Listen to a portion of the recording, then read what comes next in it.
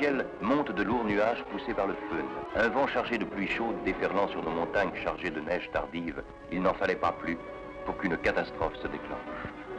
Dans le haut cours de l'Arc, les torrents d'Avrol et du Ribon se chargent en 24 heures d'une boue liquide faite de schiste et de calcaire qui va tout emporter sur son passage.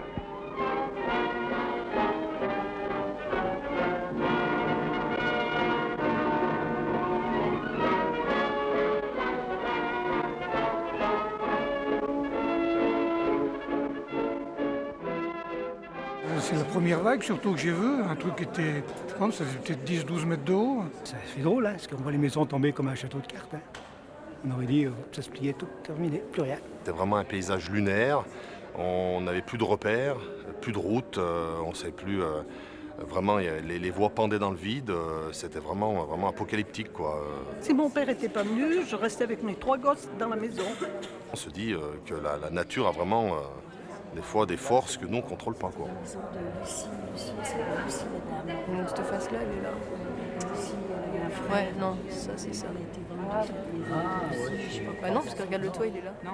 Ça peut arriver, même si maintenant on a des systèmes d'endiguement qui sont plus sophistiqués, on n'est pas à l'abri non plus qu'une inondation recommence, quoi.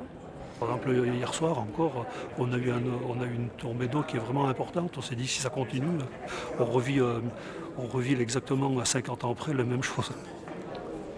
L'Arc a fait un fleuve de pierre.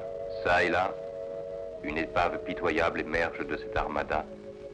Tout relief a disparu. Maison par maison, foyer par foyer, la rivière a tout détruit. Est-ce que ça pourrait se reproduire ?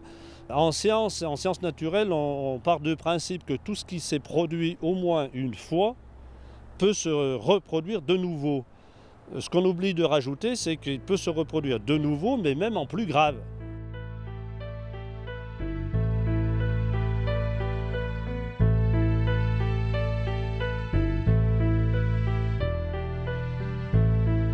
L'Arc, une rivière longue de 127 km linéaires qui traverse la Maurienne et présente les caractéristiques d'un torrent.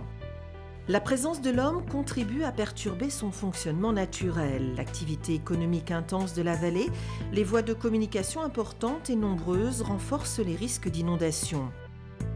En cas de crue, l'Arc peut ainsi charrier plusieurs millions de mètres cubes de matériaux provenant de glissements de terrain ou de chutes de pierres émanant des différents versants de montagne qui suivent son lit.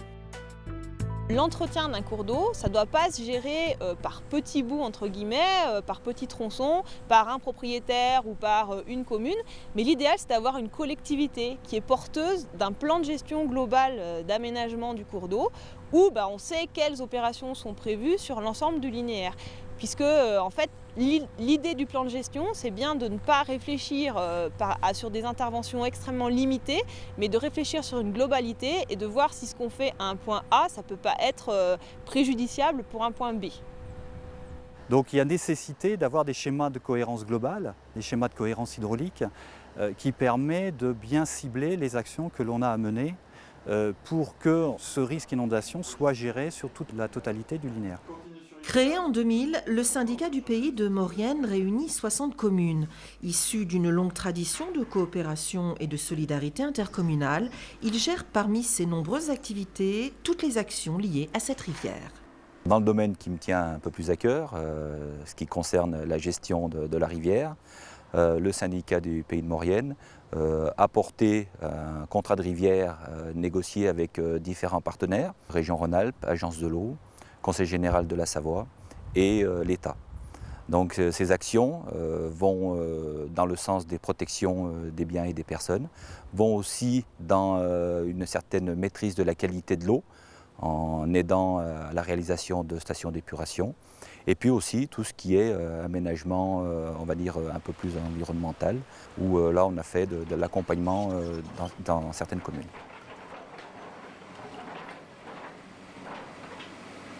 Nous avons lancé une étude pour justement connaître quel était le profil, en quelque sorte, le profil idéal, le profil de référence de l'Arc, donc un profil en long, sur l'ensemble du linéaire de l'Arc, donc de Bonneval jusqu'à Éton. Et donc, bien sûr, nous sommes sur un milieu qui est vivant, un milieu qui est dynamique. Très régulièrement, nous lançons des campagnes de relevé topographique. Des géomètres vont sur le terrain pour prendre les cotes du lit et suivant les résultats de ces campagnes de relevé topographique, nous déterminons si des travaux sont à lancer ou si la situation est normale et si l'arc se porte bien. Différents types d'actions sont alors mis en place, dont le curage, souvent réclamé par les maires. Tous mes collègues maires demandent à ce qu'on cure la rivière au passage de leur ville, hein, Saint-Michel-de-Maurienne, Saint-Jean, Modane, et je les comprends parce que c'est quand même le maire qui est responsable de la sécurité. Donc si l'arc déborde, c'est quand même au maire qu'on ira demander des comptes.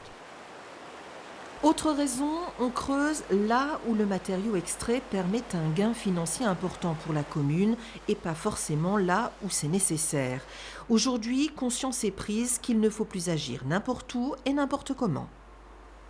Le curage ne doit pas se faire n'importe comment, il doit être fait avec des précautions parce que si vous enlevez trop de matériaux, la rivière va réagir par un creusement. Et alors si elle commence à creuser, et c'est ce qui arrive chaque fois qu'on enlève trop de matériaux, elle risque de déchausser les digues, les ponts, et donc vous avez toujours un mal qui risque d'être plus grave que le remède. Quand le niveau du lit baisse, qu'est-ce qui se passe? On a des protections de berges qui se déchaussent, on a des digues qui se déchaussent, on a des ponts qui se déchaussent. Et on a bien vu en Combe de Savoie pendant les années 80, là, au début des années 80, on a quand même des ponts qui se sont effondrés. Donc ça veut dire que les prélèvements intempestifs de matériaux dans le lit des cours d'eau, ça a des répercussions très fortes en termes financiers aussi, puisqu'il faut reconstruire des ouvrages. Et puis pour le milieu, bien entendu, c'est une dégradation forte. Donc du coup, la loi, elle a encadré strictement cet aspect-là.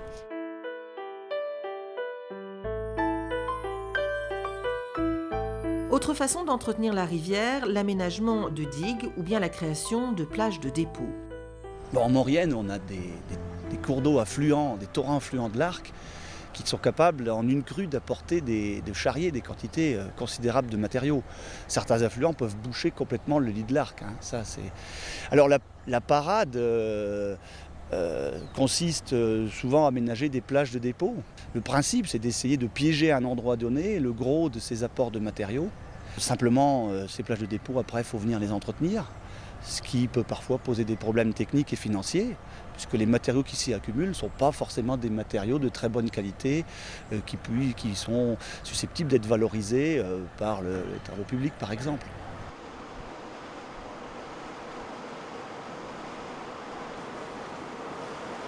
Vous avez derrière nous des barrages qu'on appelle des barrages en rivière, qui ont un tout petit volume en amont. Ce sont des barrages qu'on va pouvoir, en cas de crue, ouvrir progressivement les vannes. Et on va donc rendre ces barrages, ces petits barrages-là, transparents vis-à-vis de la crue. C'est-à-dire que le débit entrant de la crue sera égal au débit sortant.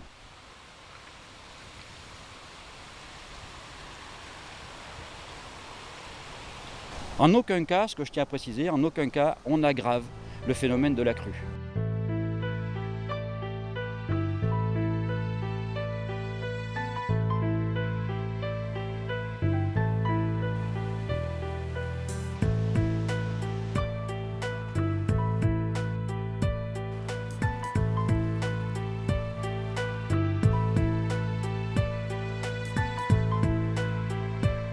Malgré tous nos efforts, le risque zéro n'existe pas. Nous sommes obligés d'anticiper au maximum les situations de crise éventuelles. Nous aidons les communes à mettre en place des plans communaux de sauvegarde, donc des documents opérationnels, afin de mieux les gérer le jour où elles vont survenir. Les plans communaux de sauvegarde sont des outils très opérationnels. Ils sont par exemple destinés à identifier les zones vulnérables, les établissements sensibles, un hôpital, une école, une maison de retraite. Ces zones devront être évacuées en priorité et l'objectif est d'être prêt le jour où une inondation surviendra et d'être le plus réactif possible pour traiter la situation de crise. Un programme d'action et de prévention des inondations, résultat d'un appel à projet lancé par le ministère de l'Environnement et du Développement durable, a permis de dégager un montant de 15 millions d'euros. Ce papier a pour objectif de réduire de manière durable les impacts des crues de la vallée sur les biens et les personnes.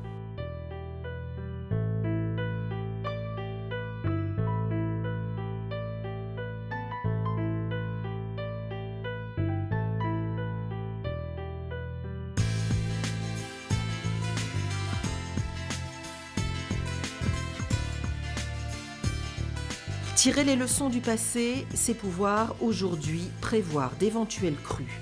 En revanche, on ne peut en mesurer leur intensité.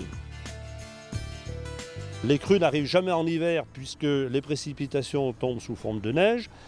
En revanche, elles peuvent arriver au printemps. Et on a vu que la crue de 57, c'était le cas type avec justement le rajout qu'apportait la fonte des neiges. Mais statistiquement, elles arrivent aussi très souvent à la fin du mois de septembre. Et on a vraiment des dates symptomatiques. C'est souvent le 22, le 23, 25 septembre. Parce que statistiquement, c'est le moment où les masses d'air chaudes qui remontent de la Méditerranée sur la péninsule italienne et qui arrivent sur l'obstacle des Alpes, eh bien, c'est ce moment-là qui est largement le plus fréquent.